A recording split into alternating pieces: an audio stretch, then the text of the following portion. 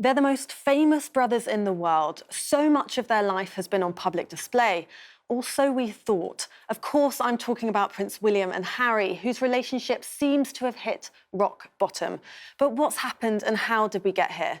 This is Royal Relationships. I'm Sophie Braybrook, and joining me today to discuss the evolution of Will and Harry's relationship is royal commentator Afua Hagen and brand and culture expert Nick Eade. Obviously, we're looking at William and Harry today. What was the public perception of them in the early days? Were they close? They were sort of thrust into the public eye, and you could see their little siblings together were one unit. Sometimes Princess Anna dressed them alike as well, which made them seem like they were little twins. Yeah, absolutely, super close. We can see how they're interacting here, obviously, at the very beginning of their lives. So sweet, so aren't cute. they? Yeah. They're so cute, Harry's little face.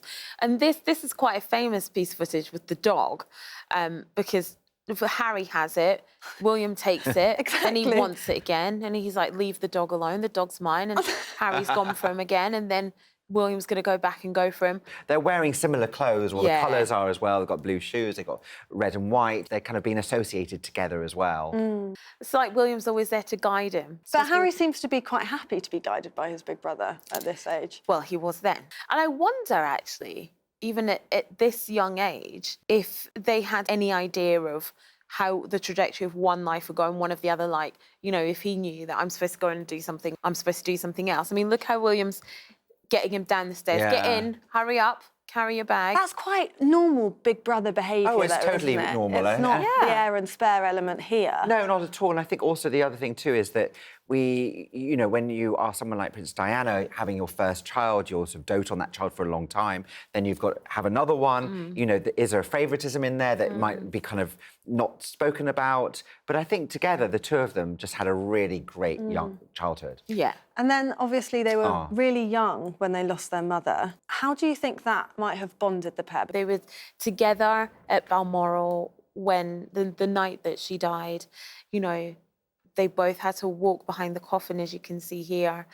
There was a suggestion that William should do it by himself, and Harry said, I can't let him do that by himself. That definitely bonded them, but I think it also was a splinter between them as well. I mean, throughout Harry's memoir, Spare, he talks about sometimes William trying to talk to him about his mother, and Harry just wasn't able to go there, wasn't able to do it, which suggests that William was doing better at processing and talking about what had happened with their mother, whereas Harry couldn't do that. This is not a normal situation where you literally have the whole nation mourning somebody. The fact that it was played out on such a massive scale will obviously have an impact on them because that private time might not ever really happen. The process of grieving happens in so many different ways. It's so subjective to you as a person. And I think it's really interesting to see them there united. But as he said, he never really got to cry. Yeah. And I think William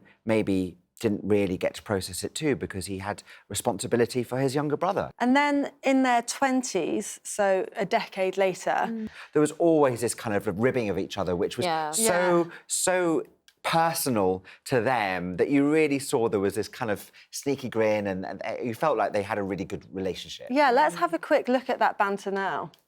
First and last time we'll be living together. It's been a fairly emotional experience. Yeah. How much inter-service rivalry is there between you two? None at all. No, not at all, really. I mean, everyone knows the army's I'm better an than the old RAF. cavalry boy anyway, so it's fine. Wouldn't There's have good thought bands so. between army pilots and the RAF pilots, obviously, as well. So they were living together here, actually, when they were training for their helicopter pilot licences. Yeah. And right now, I think William's saying that he does all of the cooking, and then Harry makes a comment about William's balding.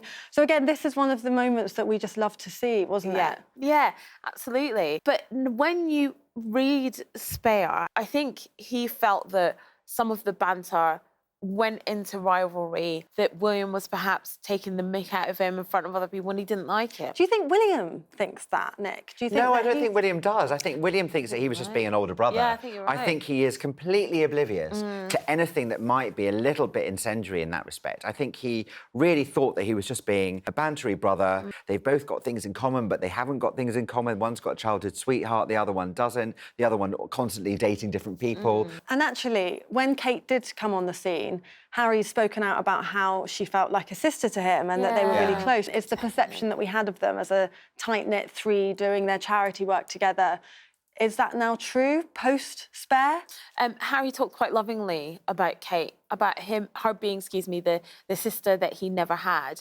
I do think they were really close. I do think they did hang out. You know, he talks about sometimes feeling like the third wheel, but it seemed like he had fun with them, that they were quite an anchoring and grounding influence in his life. Also, there are two boys who are close together, and then they hadn't got really a female influence. Their mother had gone. In comes Kate, who actually brings it in, whether it softens it. And actually, when they got married and started their family, I think that contributed to Harry feeling lost because he felt left out, probably through no fault of anybody's, actually, because that is just the kind of natural order of life. That's just what happens. Because he says he feels like he lost a brother. Yeah, but it is a natural progression that you have. I do think he probably is somebody who wants a constant. And at the time, he had that with his brother. He had it as the three of them. And then when that finished, he was looking for that sort of strong person to be next to, and he didn't have that. The point that everyone seems to cite where it all goes downhill is when Meghan comes on the scene. How true do you think that is? I think William and Harry's relationship was fractured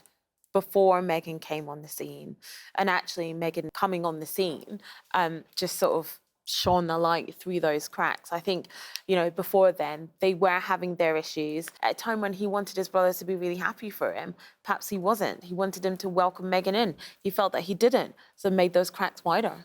Yeah, I think Meghan kind of shone a light on their relationship. They suddenly had probably differences of opinion. You know, Harry probably not being a sheep, but had always been somebody who had probably followed the way that his brother and his wife had talked about things, and his father, and suddenly had somebody who helped him, probably challenged him, gave him a different perspective, will have created, as you say, a fissure within the royal family, which was already seeded. And of course, his relationship with Meghan moved a lot faster than William's with Kate's. And actually, Harry now alleges that that was a problem for his brother, or at least that he raised it.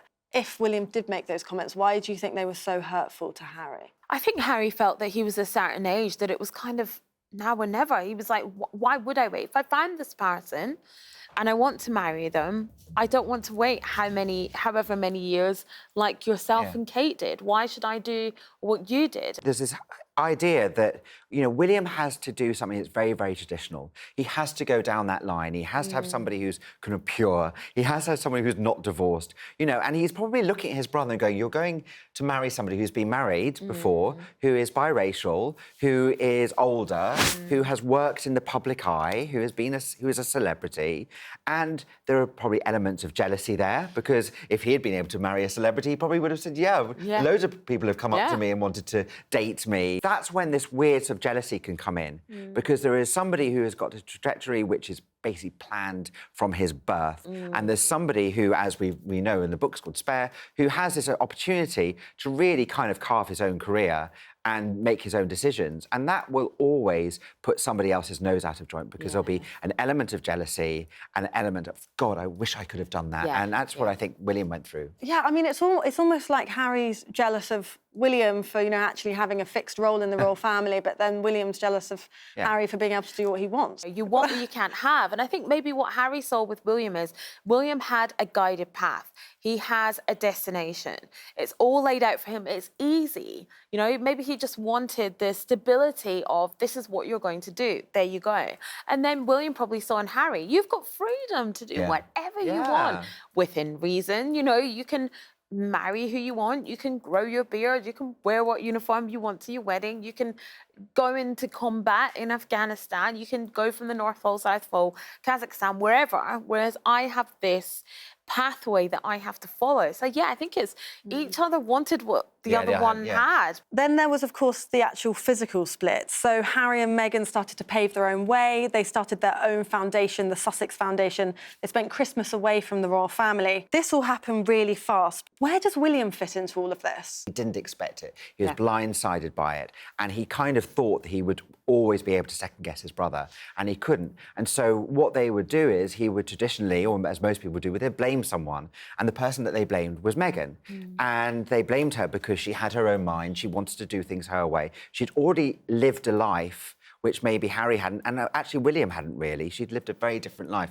And so she had different nuances on various different things. And I suspect that's where William found it very difficult to deal with, and that's where he really lost his brother. And Harry has actually said that at the Sandringham summit, his brother screamed at him. Can we imagine William doing this? Yeah, 100%, 100%.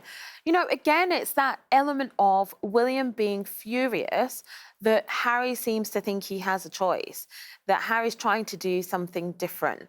And that probably boiled over into this rage of, you know, how dare you? When Harry and Meghan decided our own foundation, spend Christmas in Vancouver, then the step back, William's probably just like, I'm done with this now. Yeah. You know, do what you want. The fallout's going to be terrible.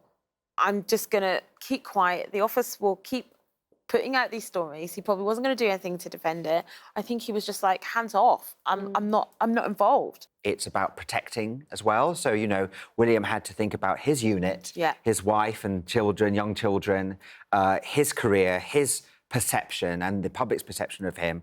And in many ways, he had to disassociate himself from his brother because he saw the negativity that his brother and his wife were getting. And he was like, I don't know whether I can protect them because I need to think about me and where I'm going. And that selfishness kicked in. And that prime example of that is when the statement came out denying that William was bullying Harry, and that was nothing to do with why Harry and Meghan decided to step back as working royals. He made sure that he covered his back at that point, but then nothing else. So Harry and Meghan moved to California, and then they give an interview with Oprah, and the next time we see the brothers is at Prince Philip's funeral, which is actually only 1 month after the Oprah interview. We now know from Spare that it was actually William who tried to reconcile with Harry at the funeral, that he used their code phrase, I swear on Mummy's life, and said that he wants his little brother to be happy, but that Harry has said that he doesn't believe him, that he doesn't trust him anymore.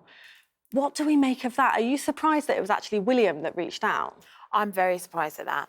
I'm pleased that William tried to do that, but I think by that time, probably he just got to a frustration point where he was like, if I've been telling you why we want to leave, if you guys don't know what's wrong, then I'm not being heard, so therefore I don't believe that you swear on Mummy's life that you want us to be happy. I think that's really hard for, I think that sort of safe word, or that word which was so important, I don't think William would have taken that lightly. And I think it was his way of handing out an olive branch. And I kind of feel that actually he probably would be the one, being that older brother, feeling that that's what he has to take as his lead, that maybe he can open up this conversation. So I do find that quite hard to think that Harry doesn't trust his brother in that situation, because I think it's a grandfather, somebody, again, that they loved, who was a huge part of their lives, who was a big fan of their mothers, remember?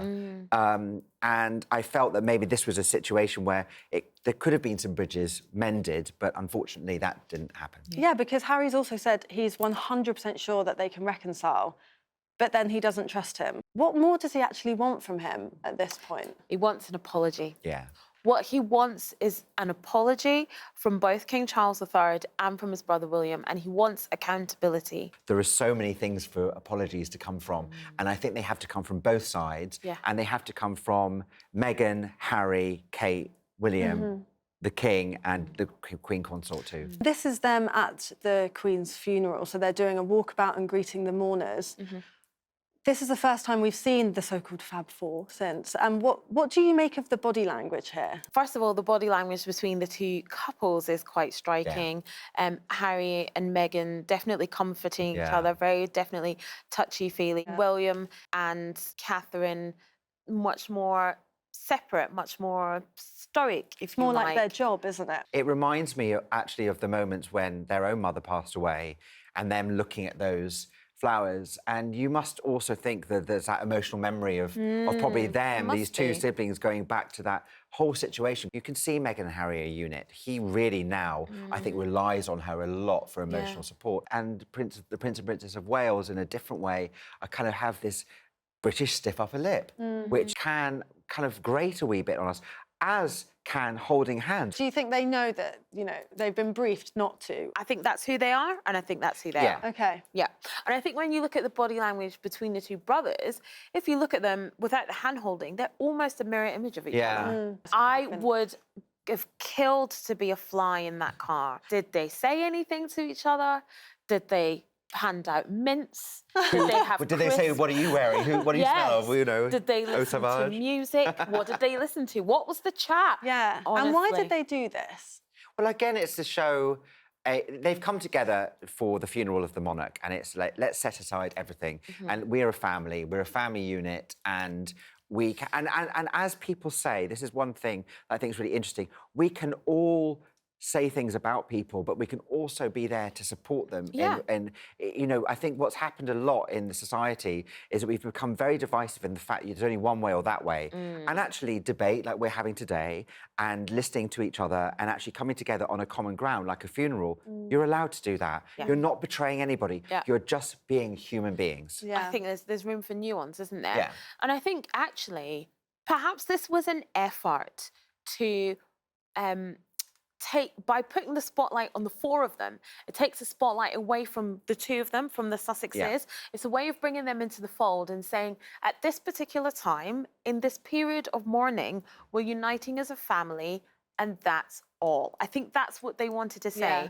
We're all about unity. We're not here for clickbait headlines. Yeah. I think they were probably trying to send a message to the press that this is who we are right now. In this Yeah. moment, we're a unified family, and that's the headlines we want you to write. But then, of course, since this moment, we have had the 6-part Netflix docuseries, and then we've had the book. Yeah. So where has the relationship moved since then between Harry and William? I think it's gone from bad to worse, probably in this time. I think, Harry said that after the Queen's funeral, there has been no reconciliation. I think their relationship is at rock bottom, but the only way is up from here.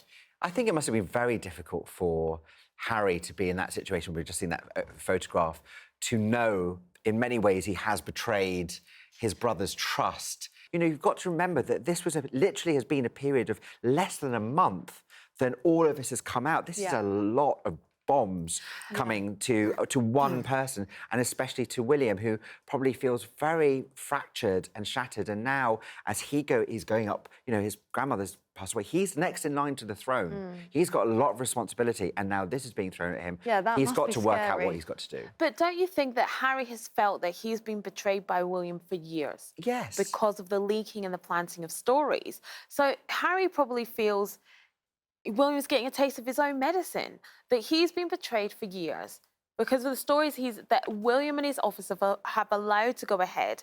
At no point did they try and stop those stories. And now Harry's like, okay, not necessarily two can play that game, but I'm going to tell you the truth of what really happened. The moment in the book when Harry accuses his older brother of physically attacking him, he says it's over an argument about Meghan, where William calls Meghan rude. Yeah. Is William going to have to reply to this? William doesn't have to do anything. He doesn't have to do anything. Right. Because like Nick so rightly said, he's the heir to the throne. He doesn't have to do anything. And he won't reply to it because silence is better than anything else. Don't complain, don't explain, keep calm and carry on. I don't think he will reply to anything specifically. You might get a reply to the whole issue, but not to that specifically. And he won't reply to it. I think it probably happened, to be I think honest. it happened, and I also think I think it happened. people are It did happen, entitled to yeah. have opinions of other people. And if he feels that she was rude in a situation, he's telling his brother, and they have an altercation because his brother is extremely, loves his wife and wants to make sure that, this never happens again. But this is what happens between brothers. It happens when people have arguments. So I believe it's been escalated in a massive way. It's literally what happens between siblings up and down the country, whether it's about somebody not really liking someone's partner, or somebody not liking a present they've given them, or someone's been given more money. These are just situations. And I think what the issue is here is that they have become so fractured that they need to think into their hearts. And, Harry talks a lot about his mother. We don't hear much really about what William really thinks about his mother and her legacy. And I would hope that they would think to themselves, what would our mother want? And I know for a fact their mother would not want what's happening now. Do you think that Harry even knows what he could be doing to his brother as the future king and his reputation? Because he says he doesn't want to hurt anyone. And actually in the Tom Bradby interview, he says, I'm not being scathing of any members of my family. So it's kind of like he's making these accusations, but he doesn't quite understand what people could perceive them as. Harry knows what he's saying and the damage that it's done. Harry also knows that, you know, if you have done this thing, you need to face it and you need to own it. He's just holding a mirror up to William and other members of the royal family.